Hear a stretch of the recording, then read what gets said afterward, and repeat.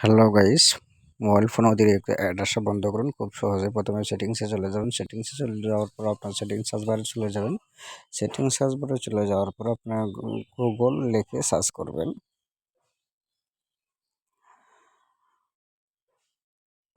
তো গুগল লিখে সার্চ করার পর একটু স্ক্রল ডাউন করবেন। ডাউন করার পর দেখতে পাচ্ছেন গুগল সেটিংস। আপনার ওখানে শুধু গুগল থাকতে পারে, সেখানে একটা ক্লিক করুন। এখানে ক্লিক করার পর আপনি রিকমেন্ডেড থাকবো, আপনি অল সার্ভিস সিলেক্ট করে দেবেন। অল সার্ভিস সিলেক্ট করার পর প্রথমে অ্যাড চলে আসছে, জাস্ট অ্যাডসে ক্লিক করবেন। অ্যাডসে ক্লিক করার পর